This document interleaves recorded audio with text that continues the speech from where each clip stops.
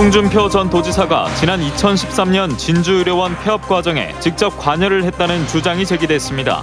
그동안 홍 지사는 정책 방향만 제시했을 뿐이라고 알려졌지만 직접 결재를 한 문서들이 공개됐습니다.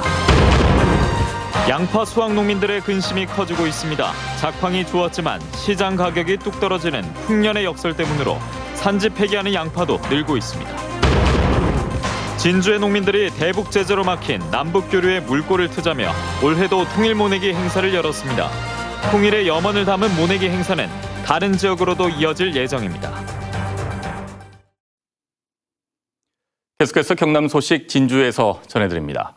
홍준표 전 도지사가 지난 2013년 진주의료원 폐업 과정에 직접 관여를 했다는 주장이 제기됐습니다.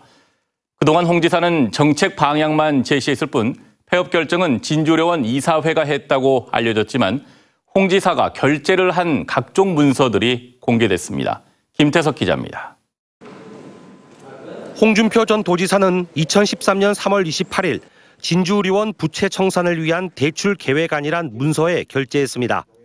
진주의료원의 휴업이나 폐업에 대비해 체불임금 등 부채 청산을 위해 시중은행에서 수백억 원의 대출을 추진한다는 도청 내부 문서입니다. 홍 지사는 4월 2일엔 진주의료원 휴 폐업에 따른 업무지원팀 구성 건의란 문서에 서명했습니다. 진주의료원 직원이 휴 폐업에 협조하지 않으면 마산의료원 직원의 협조를 받거나 민간 병원에서 온 임시계약직을 채용한다는 내용입니다. 홍 지사나 경남도청은 진주의료원 폐업에 관한 정책 방향만 제시했을 뿐 폐업의 결정은 의료원 이사회가 했다는 주장을 뒤집는 증거라고 진상조사위는 밝혔습니다.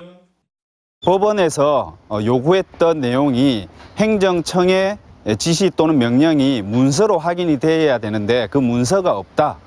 이번에 그 문서를 좀 확인하는 과정이 있었고요.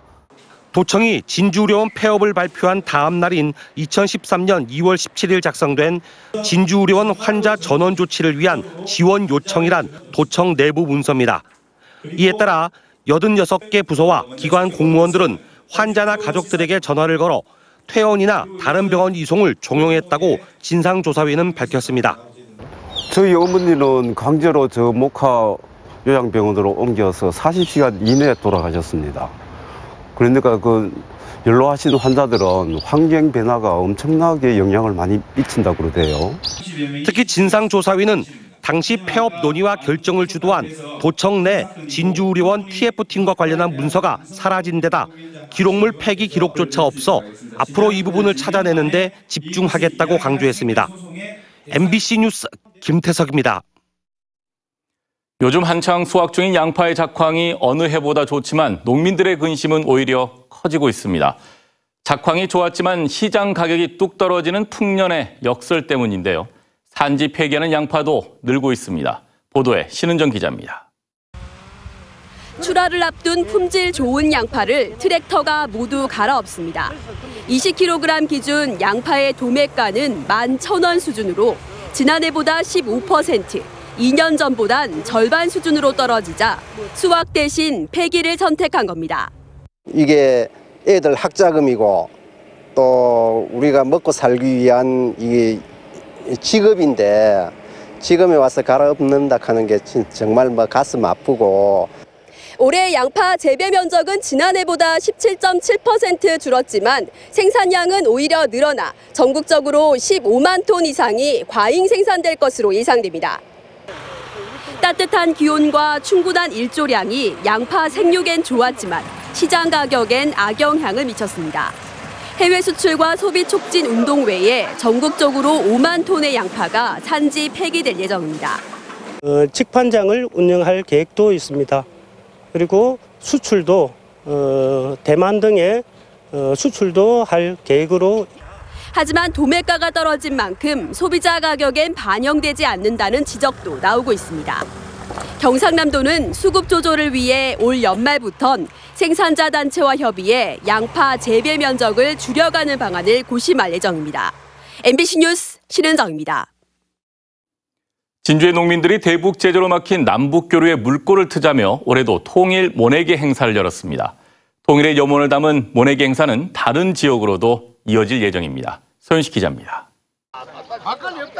따가운 햇살에도 못줄을 따라 모를 씹는 손길이 분주합니다. 농민들은 남북의 공존과 공영, 통일을 바라는 마음을 담아 한 포기 한 포기를 정성스레 심었습니다. 저희가 심는 이 모가 정말 잘 자라서 풍년을 이루어서 통일살이 북으로 정말 올라갔으면 좋겠습니다. 통일살 모내기는 창원과 진주에 이어 산청과 함양, 김해 지역으로 확대될 예정입니다. 지난해 4월 17일 남북 정상회담 이후 한반도 평화의 시대에 대한 부푼 기대도 잠시, 지난 2월 2차 북미 정상회담 결렬 이후 대북 제재는 풀릴 기미를 보이지 않고 있고 농업과 농업인 교류 체계 또한 중단되었습니다. 통일살은 지난 2010년 북녘의 수해 동포에게 전달된 것을 마지막으로 9년째 중단됐습니다. 진주의 농민과 시민들이 통일살 판매와 모금으로 마련한 통일 트랙터는 촉성루에서 출발했지만 부병루까지 달리지 못한 채 인진각에서 멈춰버렸습니다. 남쪽에서 생산한 농산물이 북쪽으로 가고 북에서 생산한 농산물이 남쪽으로 와서 통일 농업이 실현이 돼서 우리 농민들이 다 같이 잘 살 수 있게 됐으면 좋겠습니다. 지금 심은 벼가 남북의 화해와 협력을 밑거름 삼아 올가을 통일살로 결실을 맺고 북녘의 농민들과 함께 나눌 수 있기를 농민들은 바라고 있습니다. MBC 뉴스 서윤식입니다.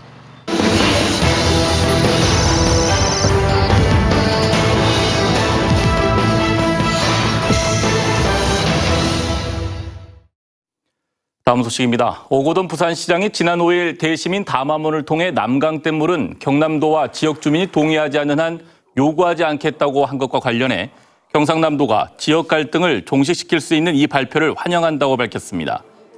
도는 또 오는 2025년까지 2조 원을 들여 낙동강 수질을 1등급으로 개선할 것이며 정부의 낙동강 유역 통합 물관리 방안 마련 연구에 참여하는 방안을 적극 검토하겠다고 덧붙였습니다.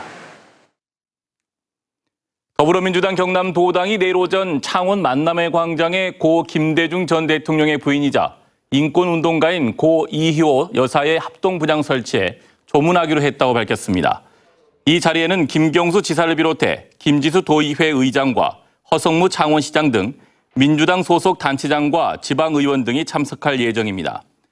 분향소는 창원을 비롯해 김해와 진주, 거제 등 17곳에 설치됩니다.